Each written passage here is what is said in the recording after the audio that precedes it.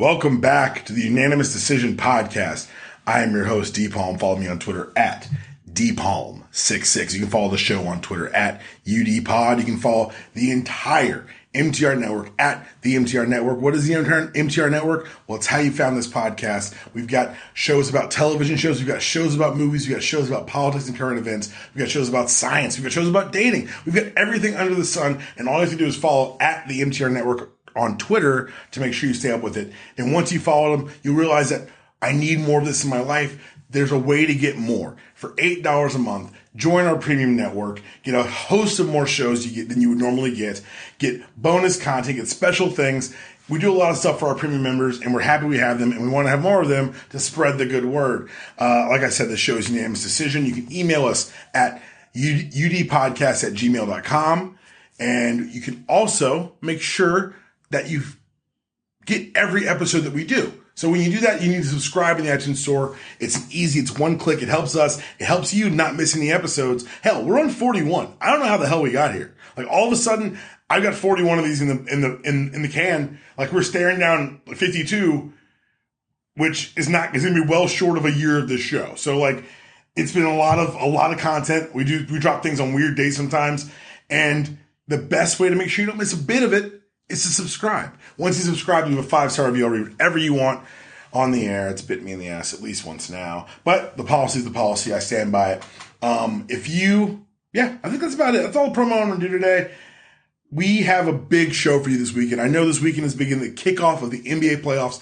That's why we're recording before any games start, so we can get a fresh take on what we actually think. We're going to have LJ90 Justin on later on to talk about the awards. We're talking MVP. We're talking Coach of the Year. We're talking all NBA teams. And when we start doing this, you guys will realize that how much talent and weirdness has happened in this season. So the average PER for an MVP is 26.1. There were 10 players whose PER eclipsed that this year. It's been a crazy year statistically. When crazy years statistically happen, when there's an abundance of talent, records tend to get a little wonky. And that's how I'm going to lead into our first segment, because we're going to talk about the over-unders. We recorded in October. We got the homie Twitterless Mike on. What up, Mike? How's it going?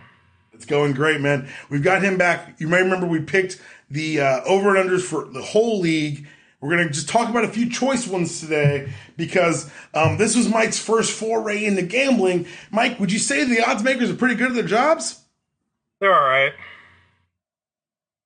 There are a few close calls there. I'm a little mad at the results on my over-unders for the whole league, but, can always get better. But can you acknowledge that these odds makers, they're was just pulling a team out of the ether? The projected over-under for the Hawks was 44 wins, and they clocked in at 43. That's some sniper-like precision. Yeah, it's a little creepy. I don't know. Kind of want to peek behind the curtain and see how they do this because... Yeah, it's crazy, man. And this is the first year we've done this on the podcast because it's the first year of the podcast. We're going to do this every year because I think it's fun. And normally I will have some sort of prize. We'll make this some sort of... somehow I'll make this worth your while. I'm like, this time you get just pure gloating odds because if you were keeping track at home, I got 12 over-unders right and Mike somehow got 13. So would you like to take a moment to gloat? Is what you're saying. What'd you say? I'm the winner is what you're saying. If that's going to make you feel better, yes. You won, Mike. Do you have anything you want to say, any victory speech you'd like to give? No, I got a full year of bragging rights as the That's one to over-under. This is your bragging rights. This is the moment for bragging rights. This is a moment. This is my prize, remember?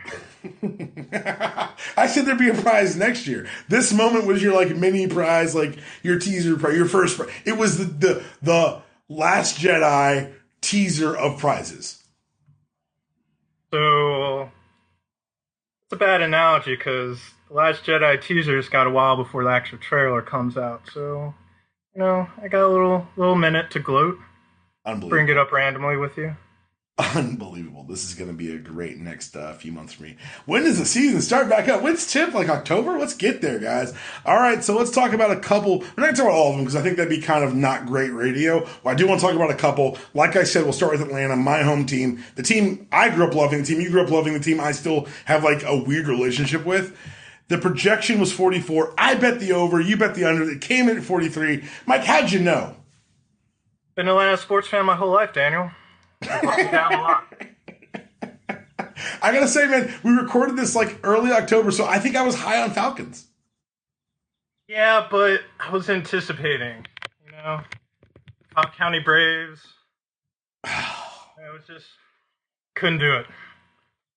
Yo, the Cobb County Braves we talked about later on, because I want to say right now, they are fucking up my commute. They had their first game today. Wow. I hate this team. And I'll never set foot in that park. So I guess I was high on some Falcons, man. I don't know what to tell you. Let's go to the first one that we both nailed. Brooklyn under 21.5. They came in at 20. I was nervous. I was not. They're terrible. They're so bad. 20 wins? Come on. You're right. I know, but I'm just saying, like, last year they had 21. This year, like, the line being at 21.5, it felt like an easy under. 20 wasn't easy. Like, I'll be honest, Mike, I kept my eye on this list as the season happened. Brooklyn was like the least of my worries. I didn't even check them. It was a gimme. Well, that's 100% fair and good for you. Another team that, kind of not overperformed or underperformed. They performed way beyond my expectations or I think anyone else's. Because at one point they were, I think, 10 and like 30 this year. The Miami Heat turned it on after the All-Star break, got all the way to 500, the only 500 team in the league gonna miss the playoffs this year. Yo, tip of the cap to Spo, right? Right. I mean, he did a hell of a coaching job. I mean, we both picked under because we were not expecting them to get anywhere near this. And, that they almost made the playoffs. Yeah, the last team out. Like, it's insane to me. And just as insane as us, like, you and I sat here and we discussed this because the Cleveland line I thought was an interesting one. 56.5. We both bet the over. They ended up clocking in at 51 because you and I forgot something. You know what that was? What? We forgot LeBron didn't really give a shit about the regular season. Yeah, but then he, tried to give a shit for a little while and get that number 1 seed, and then he stopped giving a shit again. Well, the thing is, yeah, there's like micro shit giving, but like on a macro level, we know LeBron's not playing for regular season wins. He at this point, like the other guys on the team may be judged by like, do you get another ring? LeBron's being judged by how many rings do you end up with. True, but you want that easier road in the playoffs. And for people who say that this devalues the regular season or makes it not matter, hey guys, the team that won 73 last year lost in the finals and blew a 3-1 lead. So that kind of proves the regular season didn't really matter. So let's just save the hand wringing and let's lean into one of the easiest picks on the board. The Knicks were at 40, that was the line. They finished at 31. We both bet the under. I got to say, that's one of those lines that is boosted because you'll get public money on the Knicks. Yes. Yeah, that's very true. 31. Almost surprised they got there, but And last in the East, Washington. Go ahead. Yeah, I don't know what I was thinking with this one. I live here. I should know better. You see, you live there, but the thing was, the gamble was, is Scott Brooks really that much better a coach than Randy Whitman? And the answer was, oh my dear God, sweet heavenly mercy, yes. But also John Wall. Randy Whitman may never work again. Randy Whitman may never work again. He might. That was a bad job by him. Let's go west, where you and I kind of flip-flopped a lot of these because, okay, what made you take the over in Golden State? Because the line was 66.5. They ended up winning 67, which is that bullshit line maker. Really? Come on. Look, but there was no reason to think that they were going to go for 6. Kevin Durant. They added something. a former MVP to their lineup. Come on. All right, fair enough. You're going to take me to the coals over that. Houston, 43.5, Michael. Yeah. You took the under. There's no excuse for that. I don't know. I guess I don't give Harden enough credit. It's the D'Antoni effect. He's just going to score a bunch. They can't defend it. Indefensible. I can't defend it. Maybe that was a joke about Harden too, but it was fine. Houston, that was pretty good. Well done by you. Houston ended up with 55 wins. Clippers, we bet the over there, we won there, or we missed there. Lakers, we bet the under there. Yo, Lakers, the line was 25 and they won 26 games, and that at that point is magic. Yeah, but weren't they trying to tank at the end and they couldn't? It's amazing. They were giving Meta World Peace big minutes. They gave him the green light from beyond the arc, and they still won. And before we move on to anything further, I want to tip my cap to the city of Memphis. I love your barbecue, I love your hip hop, and I love your basketball team because the line was 43.5. I took the under. Mike here took the over, and they won 43. Mike, how does it feel? I feel real angry about this one. Why? Really, guys? Like, how are you that accurate? Like, that's some creepy. That's like, I really want to talk to your manager shit. Like, who said this line? Who did this? Yeah, I mean, that's unbelievable. This one stings a little bit more than some of the other ones. Well, one that didn't sting was you and I both betting the over on Oklahoma City. We did not, to be fair, we did not predict Russ would go this far, like Super Saiyan Russ. But I'm pretty sure we cited him being very angry all season. Which, I think we did. Any game he played, he was motivated. Right. He had something about him where he's really going to bring it. And we'll talk about the MVP race later with Justin. But yeah, it was a tour de force, if you will. It was one man exerting his will over, I want to say, a nation, because there wasn't a team that was like, we've got the Westbrook stopper. No. You all got this year. Phoenix, of course. I want to talk about him exerting his will. Just look at that Denver game. The 40-second triple-double? Yeah, and knocking them out of the playoffs. Yeah, it was have you seen the still there's a still of him taking that shot, and the look of the faces in the crowd is the funniest goddamn thing in the world. Yeah, I mean, it's like horror, shock, revulsion. And speaking of horror, shock, and revulsion, because I'm glad I'm doing this without Justin on the line, San Antonio. Yes. Oh, it's you too. Oh. Yes. San Antonio. We both won here.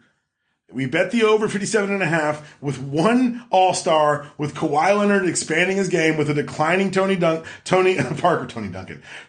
with no Tim Duncan, with an injured and or disinterested LaMarcus Aldridge, and a resurgent Pau Gasol. I will say that. I've really enjoyed Pau Gasol's year this year. It's been just fun to watch. Mike, what the hell? 61 wins? Greg Popovich. Come on. You knew. I bet the over. Of course I knew, but it still doesn't make any sense. Popovich. That's all you gotta know. Well, I guess that's all we do need to know. And because honestly, it's honestly the one constant. Because after 10 left, I thought there'd be some slide. I thought we'd talk about a maybe 58 win team. The over for me wasn't like dominating, but yeah, they crush it again because they're the Spurs, the best team in professional sports, the best organization in professional sports. And as promised now, I've got Justin from the Three-Fifths Pod. Follow him on Twitter at LJ90. What up, Justin? What's going on, man? How you doing? Doing good, man. It's exciting. It's we're recording this on the morning of the playoffs. Like, people don't get so I love playoff basketball, the 48 games and 40 nights. That's my thing. But at the same time, at any moment basketball's not on, playoff hockey's on. I'm one of those sometimes hockey fans, but the playoffs is when I become not even a fan of a team. I just like the sport. This isn't the running for the best time of year, right? It's definitely up there. You can make an argument that it's up there for the best times. My favorite thing to do around this time, like you said, when playoff basketball isn't on, I watch to see how the Capitals are going to screw it up. If there's one constant in life, it is DC sports screwing it up. So I just want to know what they're going to do this year. Are they going to get swept in the first round? Are they going to go all the way to the finals and blow a 3-1 lead? How are they going to break the city's heart this year? Because they're going to break the city's heart. See, and that's where I could really, really enjoy the hockey playoffs because I have no rooting interest. I'm just here because for my money, there's no greater period of time than overtime in playoff hockey. Yeah, because it's I have a very cursory understanding of the rules of hockey and how everything works. I just know that in overtime, everything's exciting. And I'm just this is amazing. Overtime of a playoff game, they pull one player off each team off the ice so there's more space to move. Right. And then it's all these guys trying to kill each other for the person to put the puck in the net. Like, it's my favorite thing in sports. I'm not, like, no exaggeration. The playoff of an overtime of a playoff game in hockey is the best. Like, if that's happening and I see it on Twitter, I'm dropping everything and running to a television. Let's say that, and for whatever reason, I love shootouts. Like hockey shootouts, soccer shootouts. Yeah, no, see, shootouts are good, but like, yeah, that's just a different kind of excitement. This is more like, I'm going to watch absolute chaos because these guys are going to kill each other to try to put that puck in that net. Right. Man. All right, well, let's get talking. I know I've been promoting all show, we're going to talk about the NBA awards. We're going to talk about all NBA teams. We're going to have the MVP debate. We're going to talk about Coach of the Year. We're going to talk about the playoffs, which I really wish I had thought about before I invited you on because you're a Spurs fan and you're just going to be insufferable.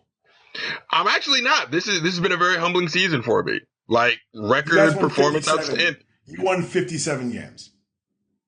I mean, 61, but who's counting? See, that's what I forgot. See, I knew it. I knew 57 was the number, and you guys had blown it away. You guys won 61 games, and you call it, we'll get to all that. You're going to make me angry before we get to it. Let's get the topics out of the way I wanted to talk about, because last weekend I made a joke on the show. I said, our Masters coverage will be limited to me noting that Tiger wasn't playing, and that was it. I was kidding, but I was kind of serious. But I had to talk about the Masters now because Sergio Garcia still plays golf, Justin. Yeah, I didn't realize that one-time Tiger rival still played golf. Like, you remember that? They tried to make Sergio Garcia a thing. He was Tiger's rival. He was like, yes, this is going to be the guy to challenge Tiger. And it didn't work out that way. He wasn't even like a rival. He was a hopeful. He was striving to be the rival. He was an applicant, and his application got further than most because we talked about it.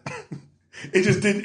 I don't think he ever beat Tiger. He never. This is his first major ever. Like, it was one of those manufactured, like, we need to find a rival, without realizing that in certain sports like basketball, golf and tennis and basketball, people don't want necessarily the rivalry. They say they do. That helps, but we're here to celebrate abject greatness.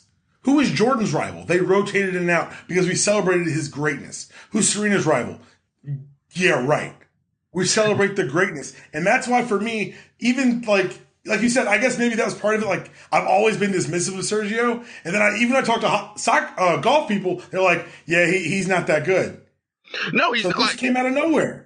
Like, I little known fact, I love golf, right? Like, my dad and I had many a bonding experience over golf, playing golf, teaching me how to play golf, watching golf. Tiger Woods was a big part of that. So I remember Sergio Garcia. I remember him never being that good. And when I saw, we were driving back from, looking at houses, and I'm on my phone watching the 18th at the Masters, and I'm like, wow, Sergio's up. Sergio's going to mess this up, isn't he? This is an easy putt. Sergio Garcia, I know, is going to mess this up. What? No, he's not going to putt hook left. I was like, and there we go. But he put it back together. He pulled it back together and he pulled it out, which is not what he does. And I think that's worth celebrating, or at least noticing on the podcast. So I didn't know you were a golf head. My dad's huge into golf, and I never really took for me. But I'll tell you what, I think it was 2000, it had to be 2008 or 2009. I backed into Friday Masters tickets. Ooh. And I didn't tell my dad what we were doing. I said, hey, yo, can you are you free Friday? He said, yeah, what are you going to do? I said, just be at the house. I'll be at your house at 7. I picked him up, didn't tell her we were going. I got on 20 East. And as we started driving, he started figuring out. And we got to walk Augusta for the day, and we followed Tiger all day. And it was a really cool experience. Man, that's like once in a lifetime. Like that's amazing. It really was, man. It really was. And I know everyone's like, you should all go. I lucked in these. I had a friend of a friend who couldn't make the Friday. And they were like, hey, we're giving, like, literally, I don't think I paid for the tickets. Like, it was one of those. Like, it just fell into my lap. And I had to take my dad because he's the golf head in my life. And it was a great experience. Man, so, like, my top sports things that I have to see in my life. I got to see Tim Duncan. Tiff got me Wizards tickets when the Spurs came. So I got to see Tim Duncan live. First time I'd ever got to see that. That was amazing. Awesome. I do want to go see, I don't want to see like Saturday or Sunday at the Masters. I feel like that'd be like way too chaotic, way too many people for me. Not even the Friday ticket, dude. Yeah, like a Friday at the Masters would be great. I also want to see Wimbledon before, or not Wimbledon. What's the one in the States? US Open. Yeah. I want to see US Open before Serena hangs it up. I have to see Serena at the US Open. Nice. Because, like you said, she's greatness. Like, I think the only rival Serena had was her sister. And that's been decided for a while. Yeah. I mean, Venus held on as long as she could. Venus is still doing it, but like, there's just levels to this thing. Yeah. There are weight classes for a reason. Look, exactly. It's the LeBron thing. Like, his teammates are playing for maybe a ring and maybe some wins. Like, LeBron's playing for legacy. Serena's just playing for something completely different. Exactly. And, big sibling stubbornness could only outlast your younger sibling for so long. Like, so many of those matches were just Venus refusing to lose to her little sister because, hell no, I'm not losing to my little sister. I hear you, man. Well, let's go from a feel-good story to a feel-real bad story. North Carolina, everyone remembers HB2 last year. Ended up having the NBA and NCAA pull all their events out of there. It's been kind of the financial crunch of a social movement, but there was some like movement towards religion in the North Carolina legislature. There was a compromise bill. I use that term loosely because mainly the discrimination is still allowed for, I think, the next 2.5 years. It's pretty ridiculous, but it was enough to appease a lot of the corporate backers and a lot of the sports leagues, because the NBA announced that Charlotte will be back on the table for 2019's All-Star Game. The NCAA announced that they'd now be moving events back into the state.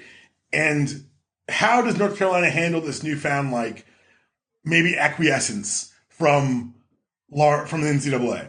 They propose a bill that would pull UNC and NC State from the ACC if the conference boycotts the state again. Justin, is North Carolina just like the can't get right of states?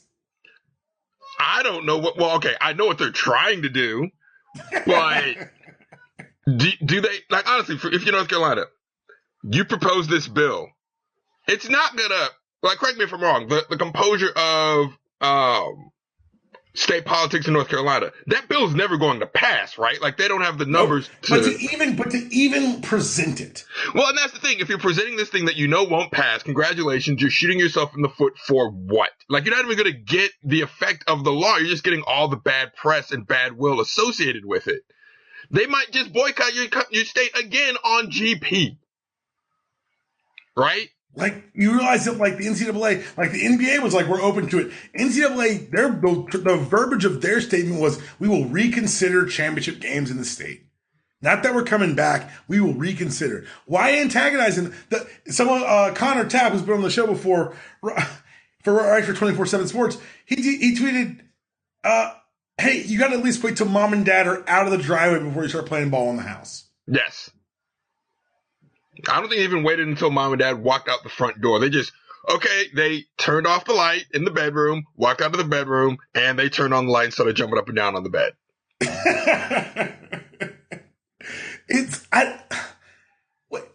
This is not one of those, like, gray area situations. This is one of those, there's a right thing to do here and a wrong thing to do here. And they continually want to die on this hill for wrong. And that's the thing. For what other reason other than to just mess with people is the state of North Carolina pursuing this? There is no financial goal to this. There is no political capital to be gained from this. They're doing it just to mess with our LGBTQ siblings. That's it. That's the only reason they're doing it. It's assault. Yeah, it's violence. Because, didn't North Carolina also put up another bill that's dead on arrival, saying that the state won't recognize same-sex marriages? And the thing is, people say, they're just bills that won't pass. But if you're a member of this affected group and they see this bill even be presented in the news, that's violence. Yes. To see it debated, to see your humanity debated in some sort of public forum, like you're a circus act, that's violence against this group. It is no different than getting up in public and saying, all these stuff won't pass. This is what we're thinking, though, right? Like, they're saying these are things we would like to do, right? These are things that we want to do. I'm just throwing a bone to the base. So you're pandering to bigots and homophobes and transphobes, right? Why do you want to pander to bigots, homophobes, and transphobes, right? Like, what are you actually accomplishing here? They want to be known as the guy who stood up for blah, blah, blah. And without actually doing it, just makes me sick. And it's so harmful. And It's one of those things where you're like, oh, the intersection of sports and politics maybe shouldn't happen. This is why it needs to happen, because of bullshit like this. Because the sports can say, hey, you know what, we're going to stand up for what's right, and for not even what's right, for our affected members. Like the NCAA, right, wrong, or indifferent in this instance, is fighting for the kids. Because there are kids who identify as these protected classes who the NCAA, who North Carolina is trying to screw over.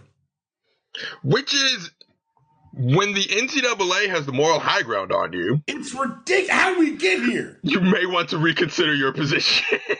This is the same as, great segue, because the NCAA, this is now like the beginning of recruitment season. And so you've seen all these football facilities getting revamped. Everybody's shouting out their new locker rooms, how high tech it is, how great their facilities are. Let me speak some real game to you real quick, because this is not a benefit to recruits. This is not a benefit to players. This is the athletic department, specifically the teams of which that are being run, basketball and football. This is them exercising a greater level of control over their athletes. If they say to you, hey, we've got student lounges, we've got video games, we've got places you can take a nap, why would you ever leave the facility? Why can't we always keep an eye on you? Hey, while you're here, watch some film. Hey, while you're here, get a lift in. It's going to be a recruiting tool, because kids are kids and they like shiny things. Don't get sucked up by that hype.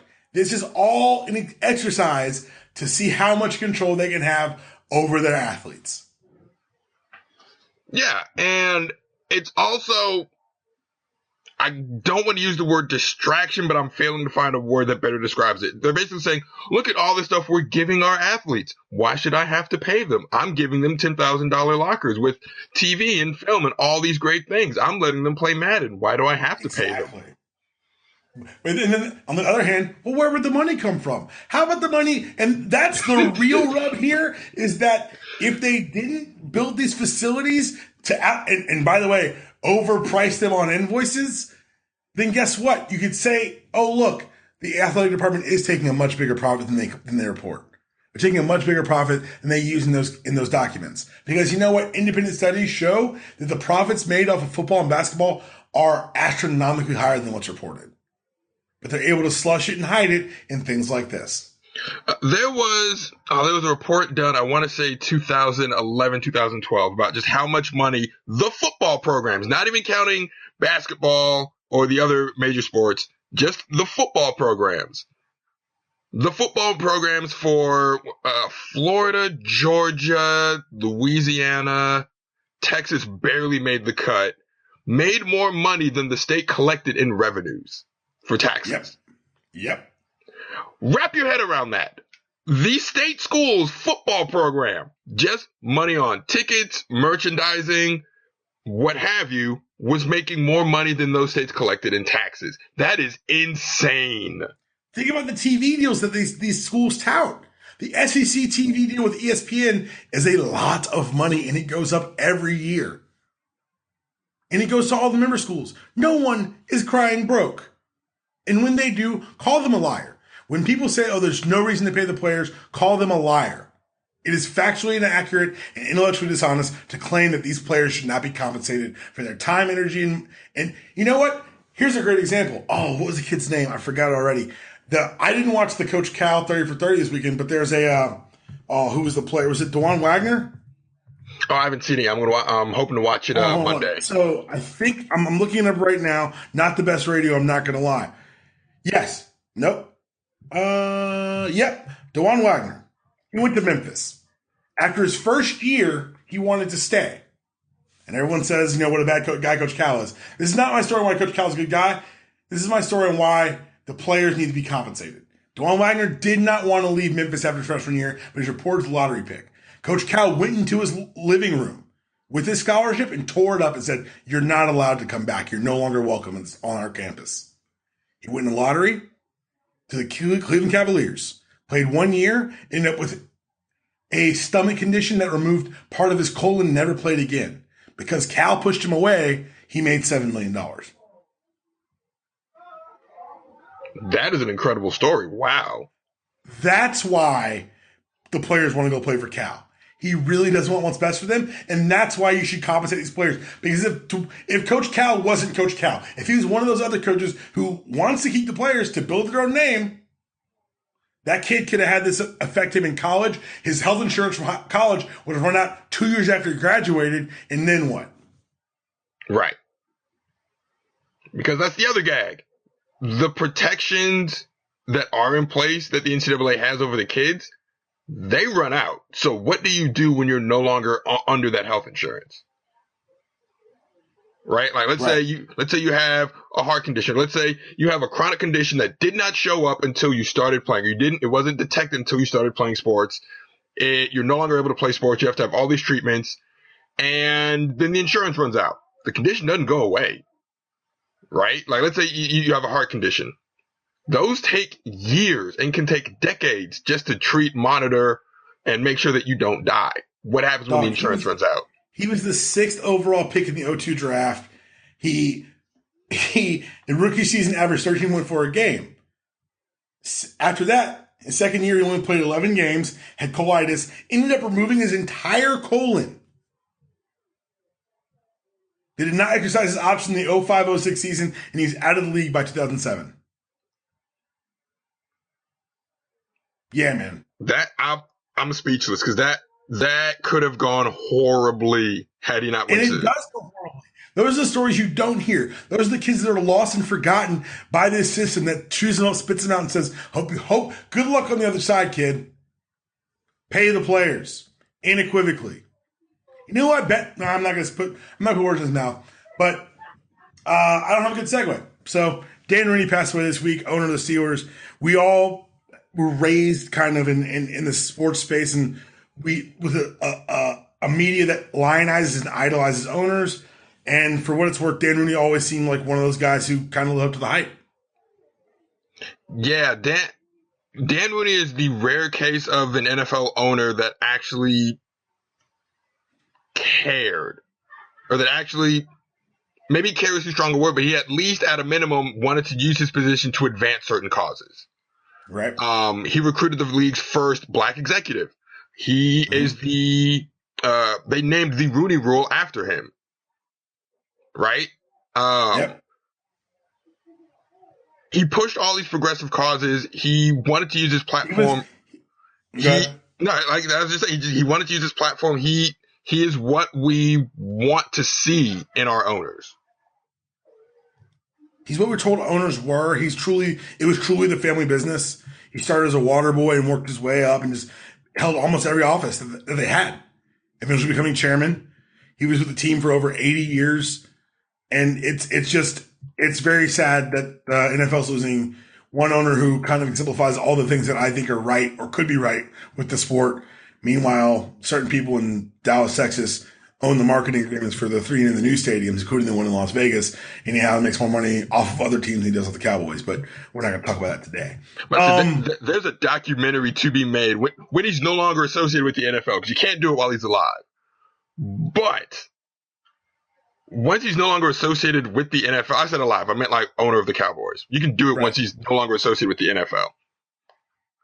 The documentary on Jerry Jones, not just as owner of the Cowboys, but Jerry Jones, all of the money he has tied and everything else and where all that money comes from related to football, that could be, I'm not going to say OJ 30 for 30 level, but that could be broke Randy level.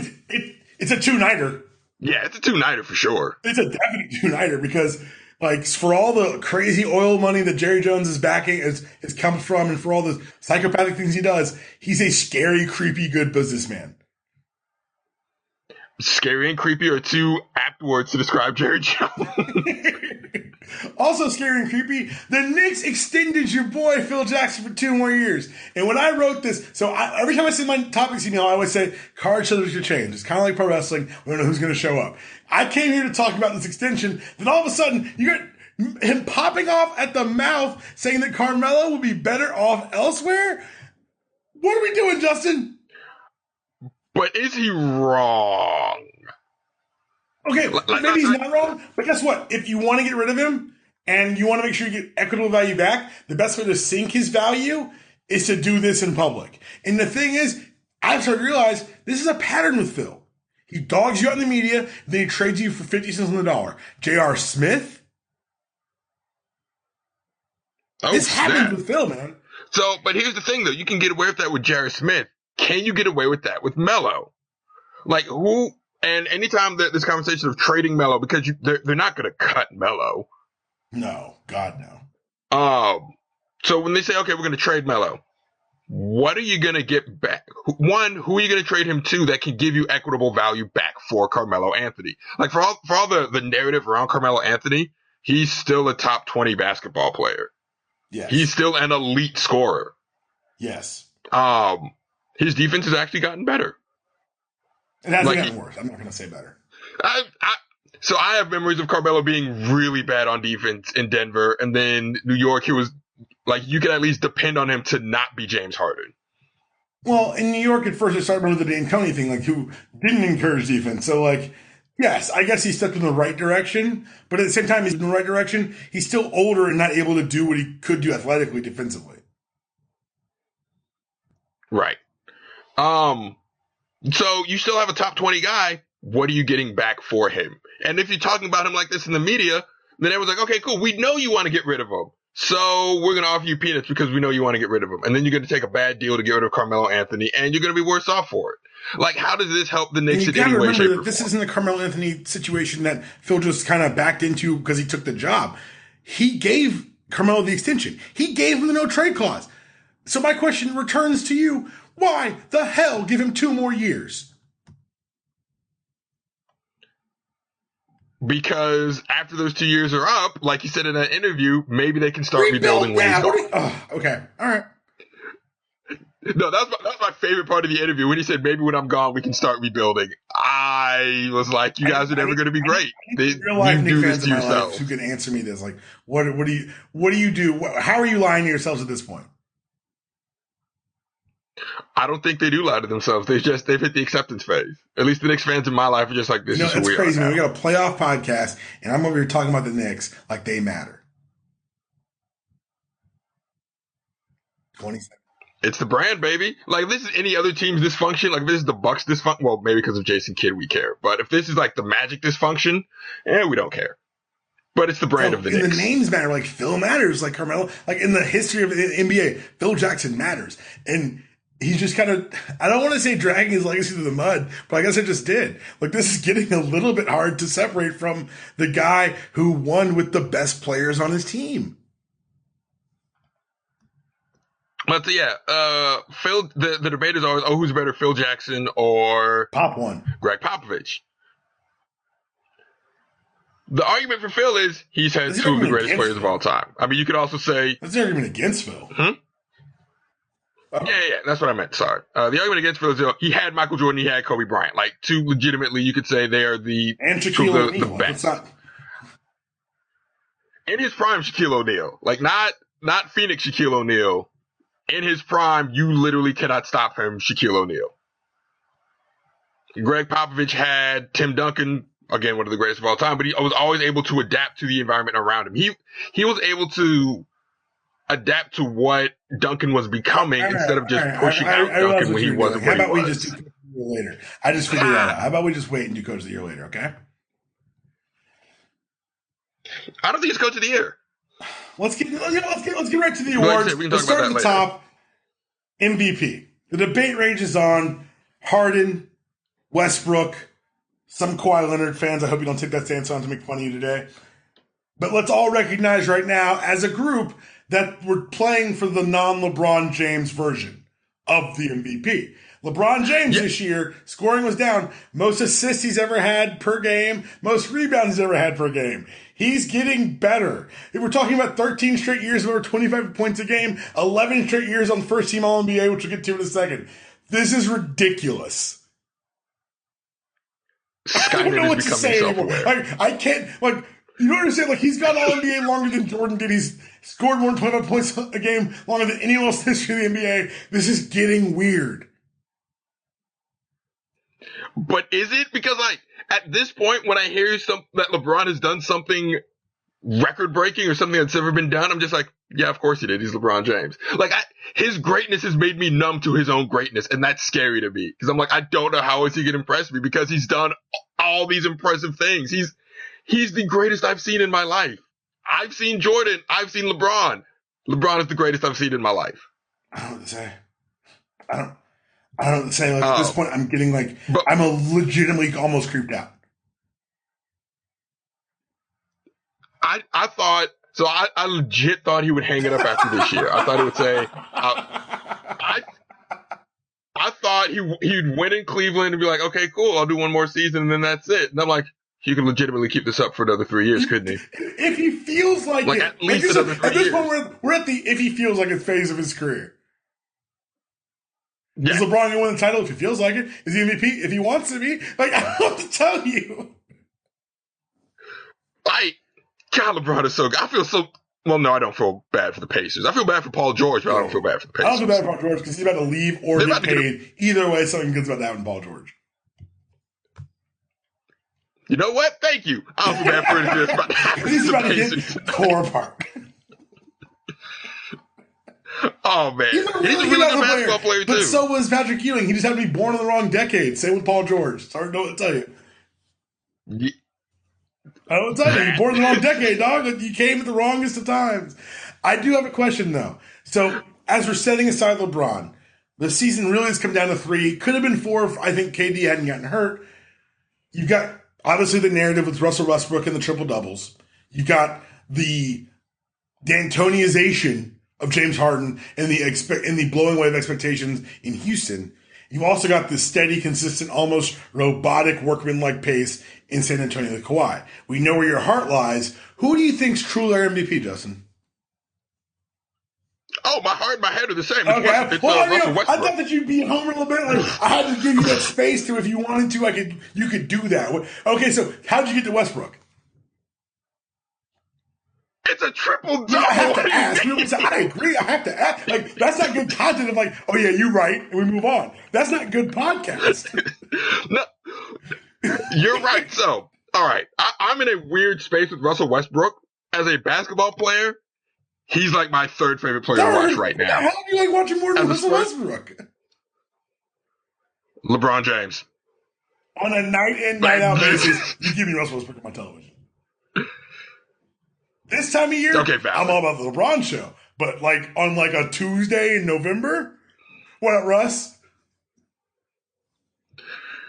But as a Spurs fan, he's absolutely terrifying and nightmarish. Every time, I don't care how favorite in the playoffs. Oh, hi, Tony Parker. What's that? Russell Westbrook's coming to town. Take an injury or some shit, Tony. I'm never going to root for Houston as hard as I'm going to root for them this next time. But no, Russell Westbrook, the joke was, yeah, he's going to average a triple-double when KD's gone. Then around, December, we're like, yo, this fool could actually average a triple-double.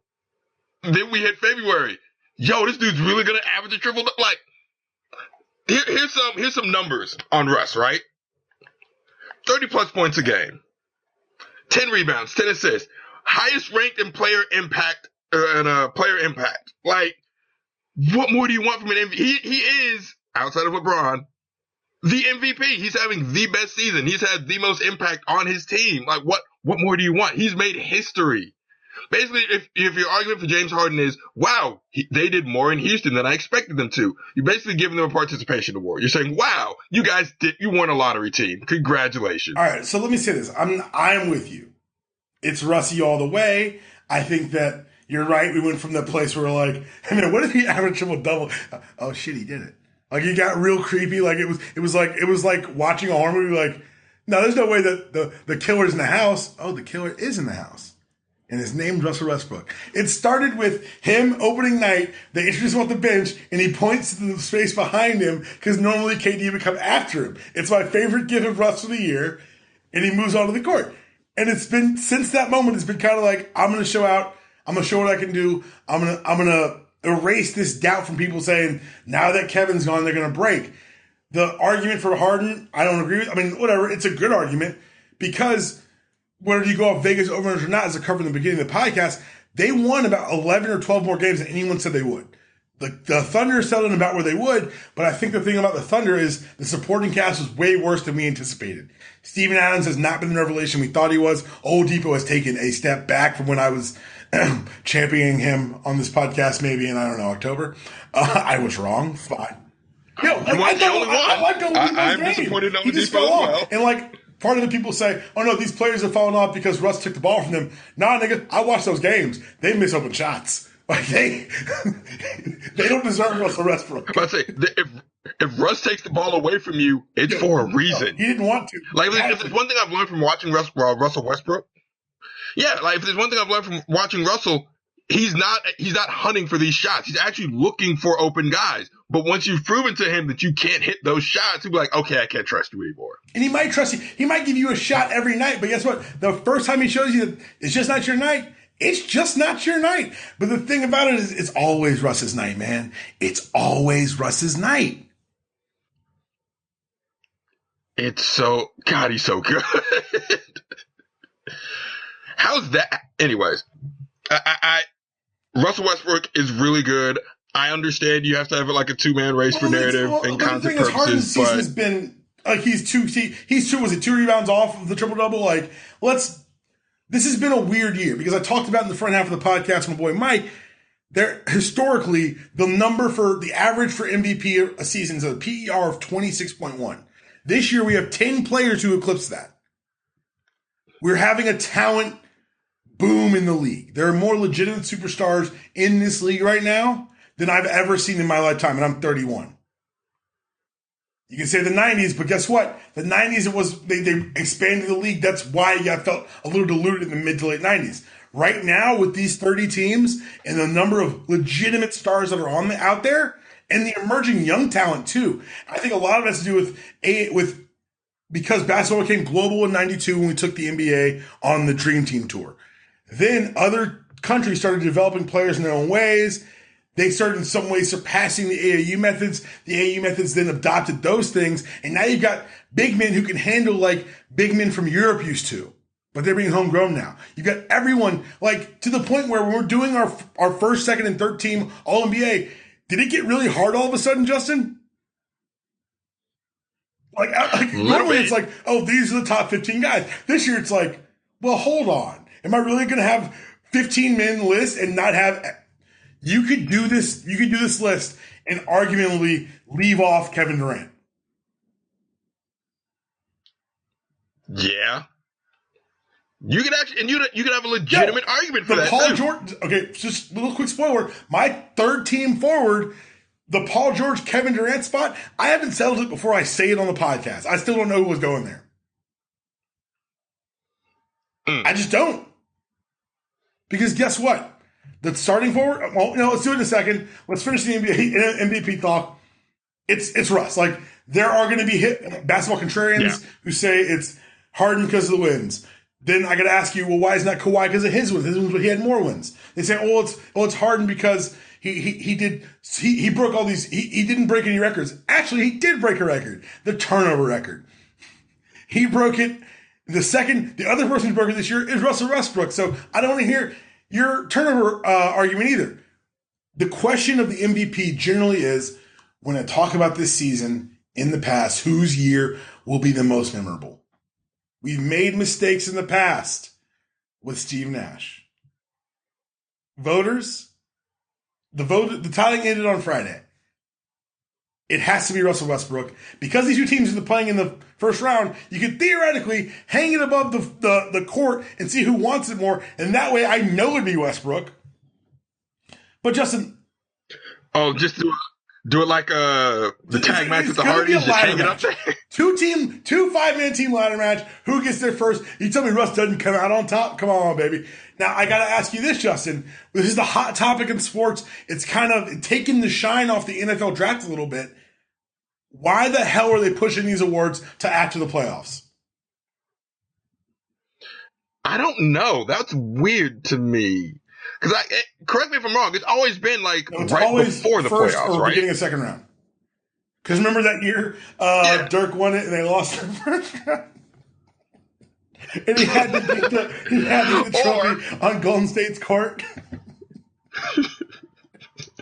Or my personal favorite MVP memory, David Robinson winning the MVP and Hakeem Olajuwon shattering my hopes and dreams on live television. Yo, first of all, that was on them. That happened to you because of the media. If they hadn't made those silly votes, Hakeem wouldn't have done that to y'all. He still won, but it wouldn't have been that bad. Now, but that's another thing. We're getting robbed of that moment. Like, what if, let's just say, hypothetically, Russell destroys the Rockets and then Harden wins the MVP? Nigga. I'm worried that, okay, educate me a little bit on the process, because I'm ignorant at this point. Do they do the voting before the playoffs or after? Okay, good. I was so afraid that the playoffs would influence the votes, and that would be a travesty. All yearly awards are due on Friday. Okay, thank you. Okay, so Russell should win, but I'm now robbed of the moment of the possibility of Harden winning the MVP and Russell setting records on Houston and then taking out his residual anger, having dealt with Houston in 6, to my Spurs, and then dealing with us in 7. Because you know what? And I know they're saying, we want to have a big to-do about it. Guess what's a bigger to-do? Like, you're not going to have the true heartfelt Kevin Durant moment anymore. You're not going to have him being able to share the award. Like, yeah, maybe the guy goes on stage and gives his speech, but what's better than going to the press conference and having your teammates around you? This is so weird to me. Yeah. Because guess what? The last thing I want to talk about before we move on, it's going to fucking leak. Like, you're going to tell me it's going to wait until June? These awards are going to leak. What a stupid decision by the NBA. You are PR gods right now. Just have the MVP thing done at Game 3 mid-court of Rockets Thunder, and then sit back and watch the ratings pile in. Do it pre-game of Game 3. Now, okay. Like, it'd be at OKC, and if Russ wins it, the place will go nuts. If Harden wins it, the place will go nuts. And then Russ will go nuts. It'll be the best thing for all parties involved. Do this, make this happen. A little pro wrestling in your NBA is not too much to ask for. And I was just about to say, as you've educated all of us on this podcast, all storytelling, everything points back to pro wrestling. Would you not watch that? Would you not be excited for a game if that happened right before it? I would DVR and watch it for the next week.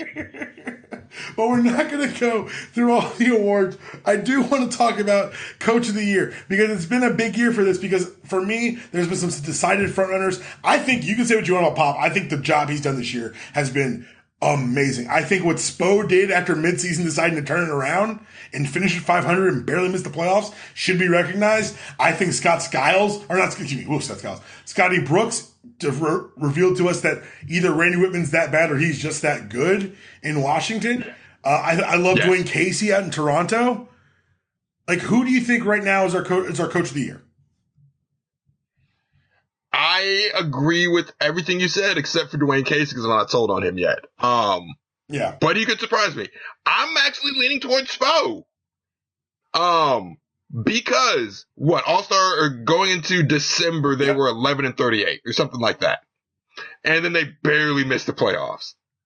Say what you want about Eric Spoelstra. I've always said, or not always, since LeBron, I guess it would be always, because he took over, LeBron's first he was there when he got there, right?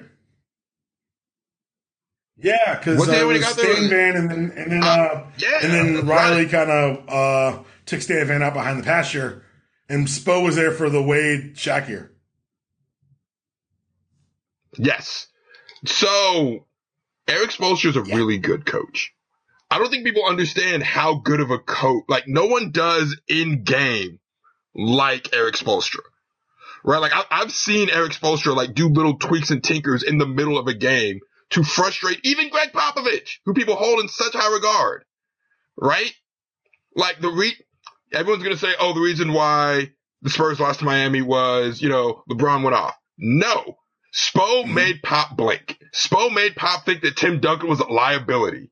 And it worked. Like, Spoelstra's a really good coach. He's done a great job with Miami this year. I don't like D'Antoni. Like, I just can't put my finger on him. Because I agree with you. I think Spo should be recognized. This award's going to D'Antoni, especially if Russ wins the MVP. Yeah. And like that, I'm not saying D'Antoni did not do a great job in Houston. I'm not even saying D'Antoni's not a good coach. I think he's a good coach. Just for whatever reason, I like what Spo did in Miami more than what D'Antoni did in Houston. But I would not be upset if D'Antoni Yeah, I think won that's where it's going to end up. I think you're right, though. I think that Spo needs – there should be something happening in Miami to recognize the job that they did on the back half of the season. It was really something – it's a team that I'm really mad missed the playoffs. It really does irk me. Let's talk about All-NBA team because it starts off really easy and then gets really hard really fast because I think the first team is I'm not going to step on your picks. My pick's easy. At least the front and the center was weird, but it goes Westbrook, Harden, LeBron, and Kawhi, right? That's our guards and forwards. Yeah. Who'd you put in the center spot? Yes. I put Anthony Davis. Okay. I put Rudy. I'm not going to argue with that because that was my thing. I was like, it's either Rudy or AD because Rudy had a great year. Like he's my defensive player of the year, I think. So that's a weird thing. A lot of people were saying Draymond, and I'm like, he wasn't better than Rudy. I don't know why. I wasn't. What I got from Rudy, I didn't see that from Draymond. Right? Like if defensive player of the year, it's either going to be Rudy or Kawhi. Like Kawhi based on consistency and narrative, Rudy on he's the defensive player of the year. I think it's Rudy though. I think you're right. I think I think either way you go in the first spot with this center, you're a winner. Like it's going to be fine for both of them. Second team. I'm going to give my guards, then you give your guards because I think we're going to differ some on the guard spot. I had Steph, obviously, and then I had John Wall. Right. You're in my head. I had Because John kind of like Wall consensus instead. I've seen on the internet's got Isaiah Thomas in this guard spot. I couldn't do it. I'm not in love with Isaiah Thomas. I'm not. He's a great basketball player. John Wall is one of the best point guards in the East right now. Yeah. When you watch John Wall play, the shots he creates for other people, he's turned Bradley Beal into an effective spot-up shooter. Shout out to Bradley Beal not getting hurt this year. Like, as someone who watched Bradley Beal at Florida, he's turned Bradley Beal into an effective spot-up shooter. Yeah, I'm good with my guard spot. In the forwards, I've got Jimmy Butler and Giannis. Okay, so I have Giannis, but I have Paul George. All right. See, there we go. I'm not going to fight you on that. But again, that's the thing. I can see you putting Butler there because, slight spoiler, I have Butler for my forward. Yeah, see, okay. See, and that's what I'm trying to explain to people. Like, when you sit down to really do this exercise, you get creeped out on how much talent's in this league. For everyone that says, "Oh man, the league doesn't have the talent, doesn't have the stars," I'm like, watching. "Oh, it does." You get because I'm going to leave. Yes. When we get done with the third team, I'm going to talk about someone I left off the team and explain why. And I may talk myself putting him back on the third team.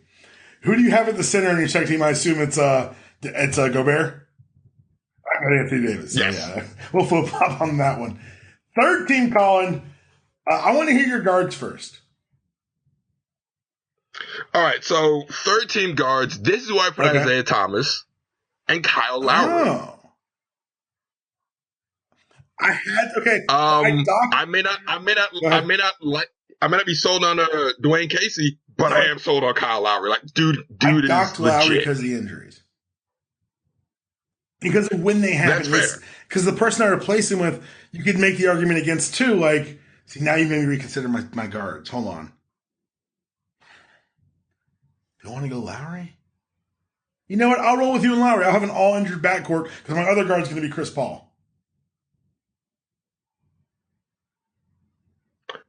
How crazy is it? Chris Paul is amazing. Chris Paul is a great point guard. I think great actually undersells how good Chris Paul is. You can make an argument that he's not one of the three best guards in the NBA right now. He's barely in the top six for me. And guess who we just left off Kyrie. We left off a lot. Like, that's when you start to realize, like, oh, you start to peel back that onion, like, wait. You left off a lot of players. Because there's a lot of good talent in this league right now.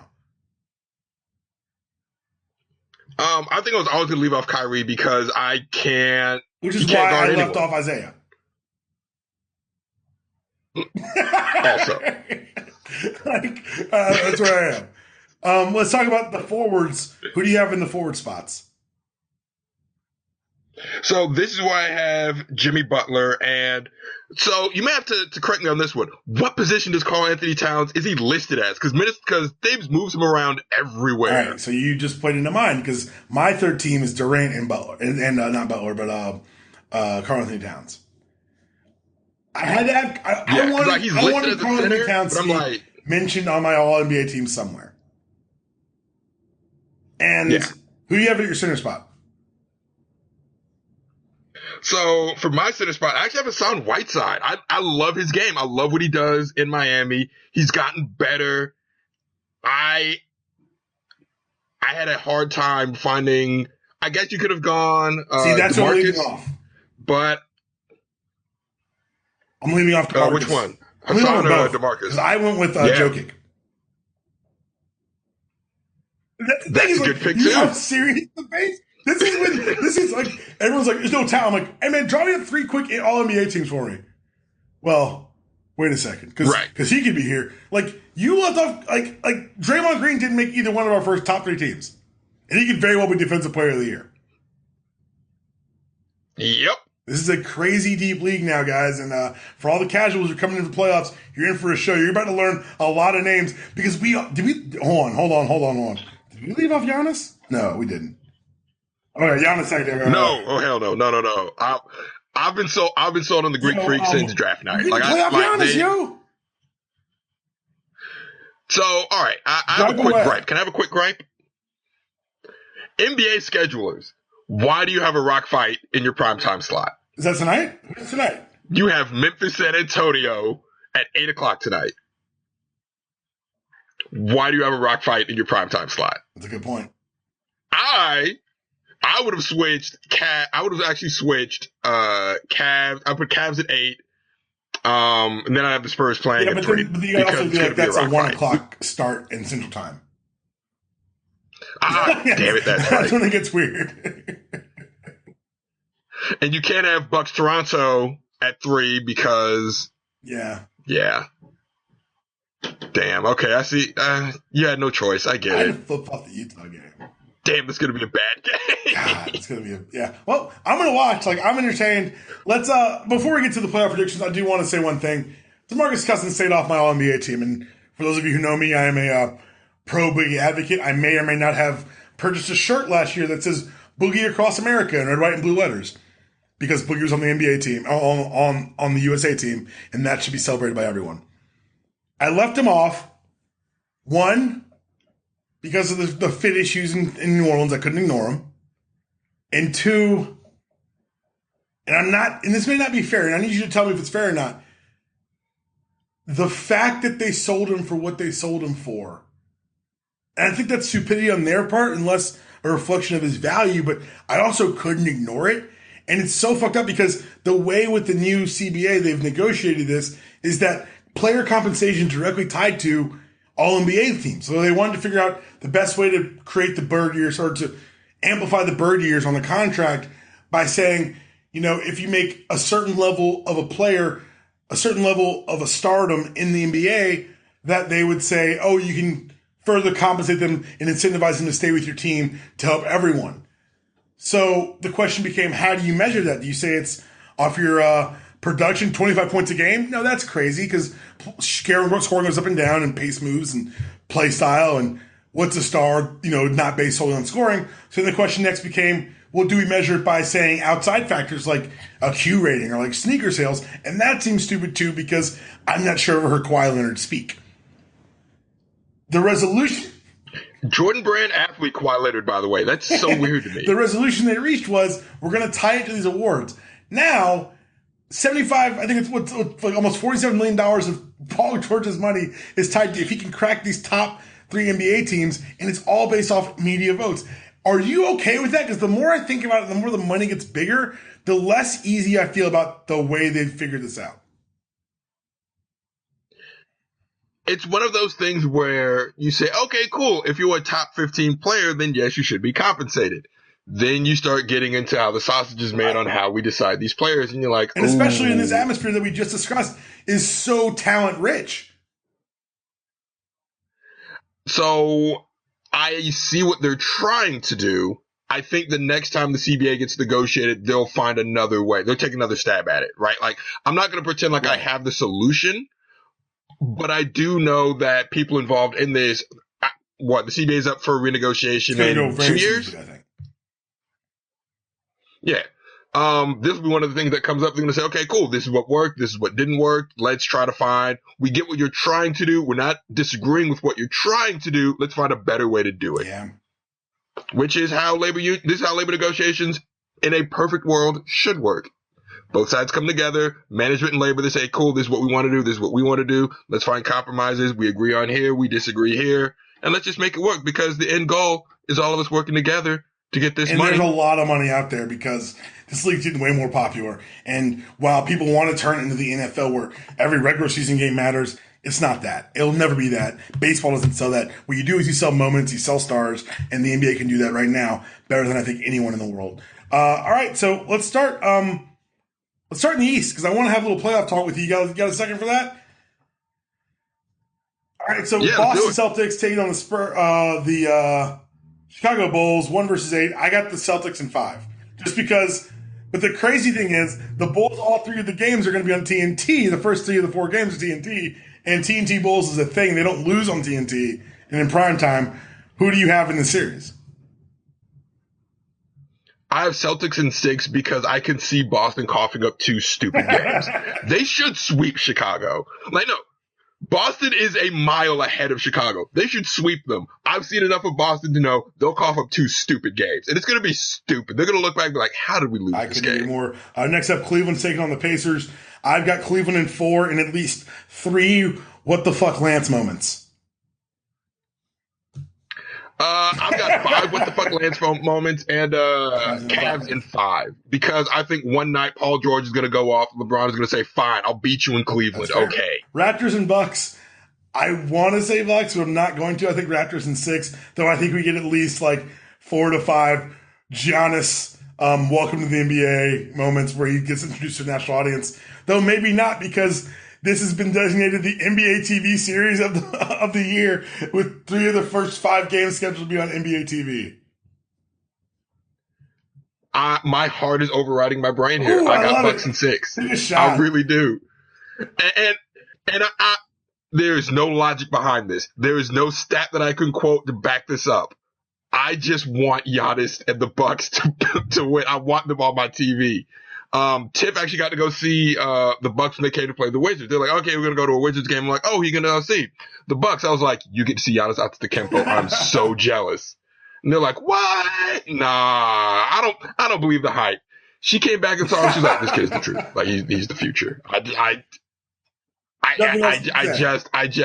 So there's really nothing else you can say. I have a huge Giannis Antetokounmpo stand. Let's do this. The place you live is the place I love. Washington, not yet Bullets versus the Hawks. I'm taking the Hawks in 6. What?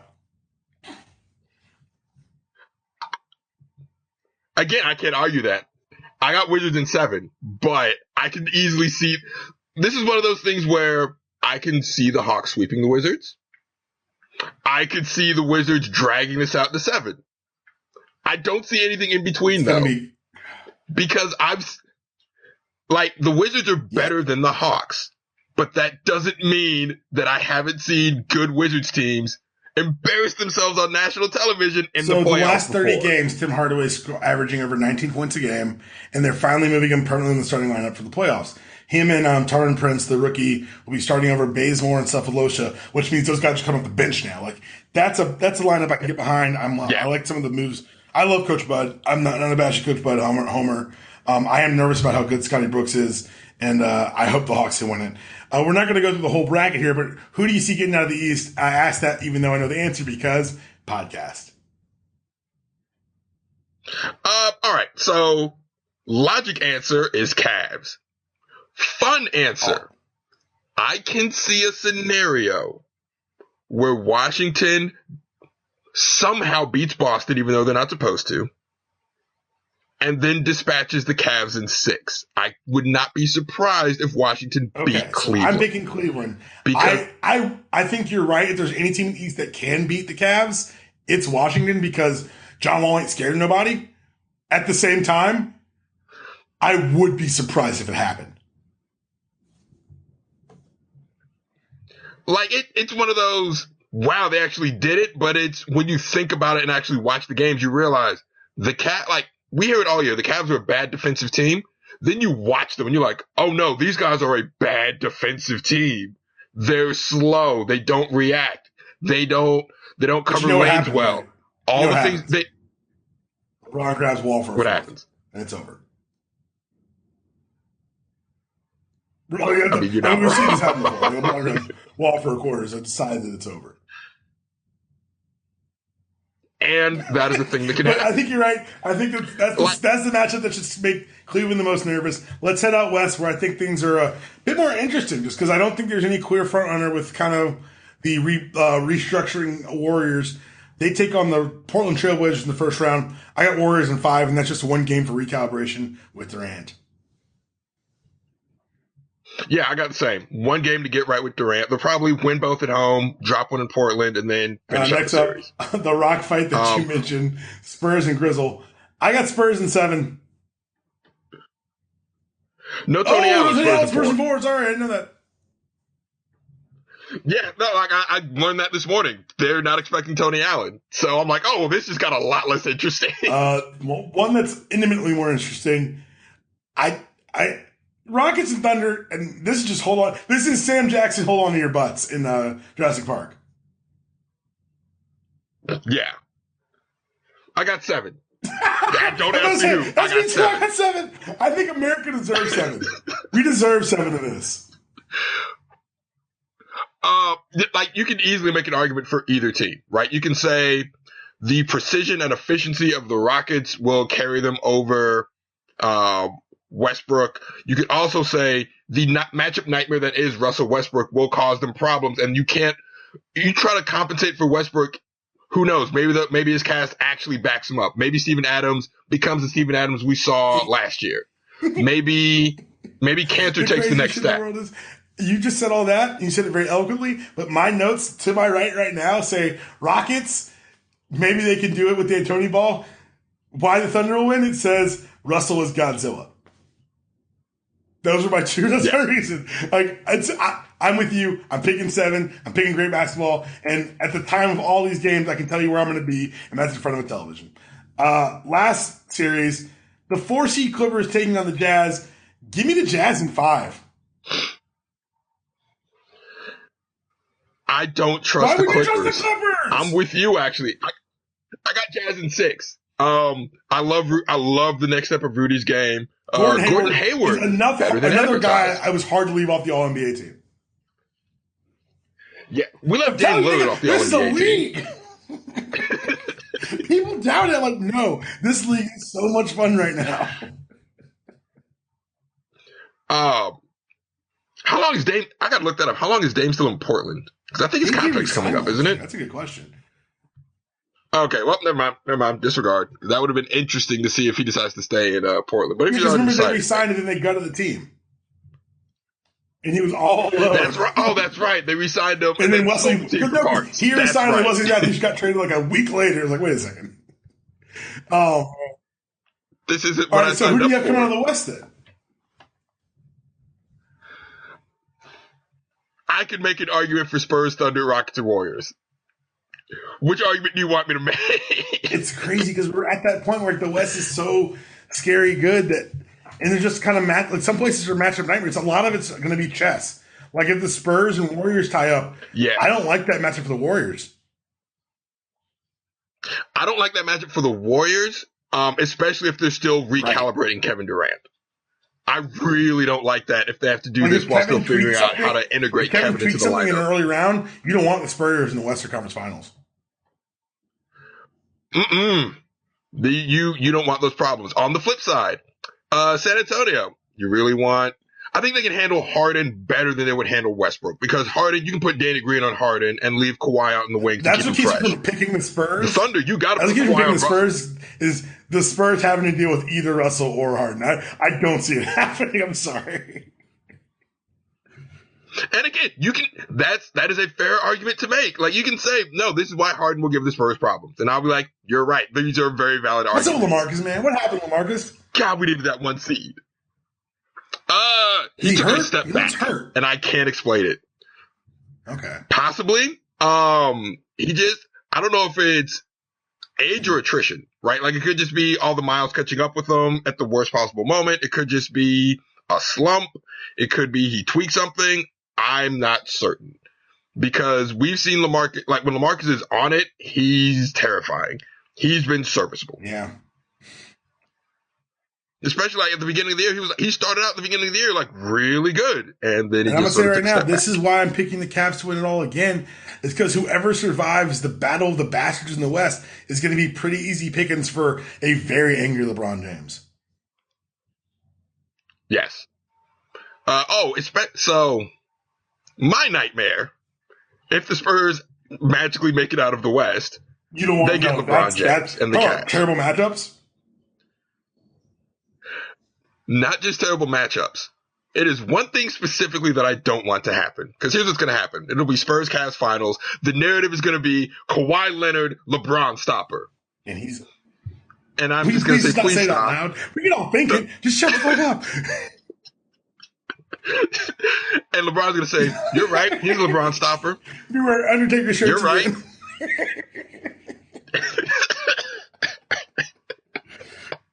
I don't want an angry LeBron.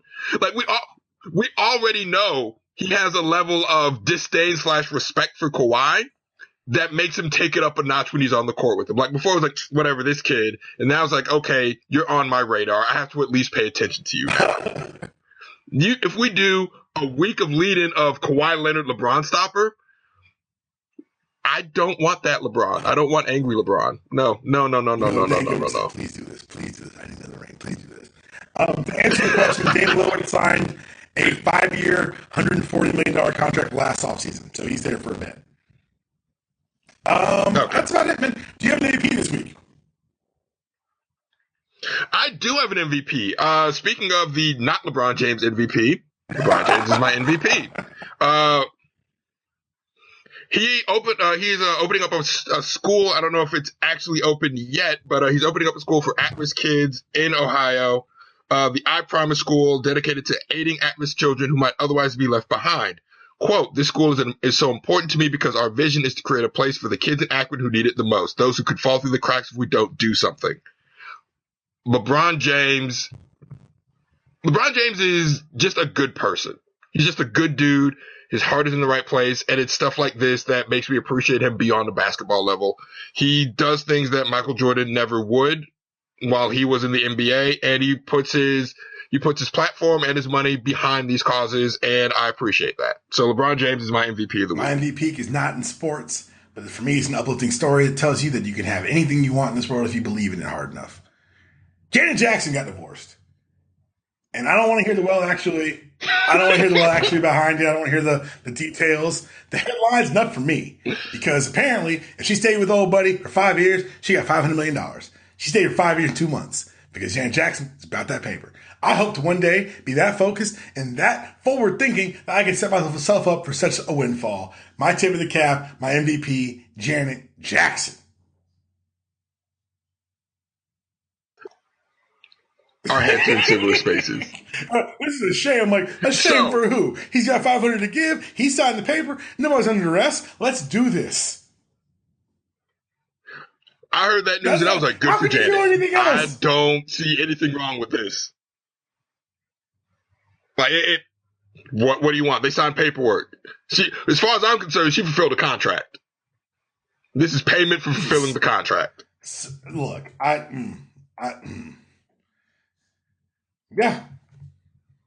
Yeah. Get your paper. However you get it. Justin, man, tell the people where they can find you and plug the podcast, please. Man, I appreciate it. You can find me on Twitter at LJ90. You can find the podcast, ThreeFifsPodcast, ThreeFifsPodcast. You can find us on Stitcher, iTunes, Google Play, or whatever your podcast app of choice is, whether it's Overcast, Clamor, Beyond Pod, we're all those places. Just search 3Fifs Podcast. Deepon, thanks for having me, man. I appreciate it. Always a pleasure to talk to you. This has been DPalm, the Unanimous Decision Podcast. Follow me on Twitter at DPalm66. Follow the show on Twitter at UDPod. If you're talking about the show on social media, use the hashtag UDPod so we can thank you for the shout out. Now that you find us, make sure you don't lose us. Subscribe in the iTunes Store and leave a 5-star review, and all your words will be read on the air. Make sure you follow the entire MCR network. We bring you TV reviews, movie reviews, comic books, games, politics, and of course now sports. Make sure you check out our premium service, MCR Premium Network. Talk about even more things, nostalgia reviews, love advice, science, the whole 9 yards. Follow us on Twitter at the MCR Network. That was your show. This is your outro. See all y'all next week. Go Hawks.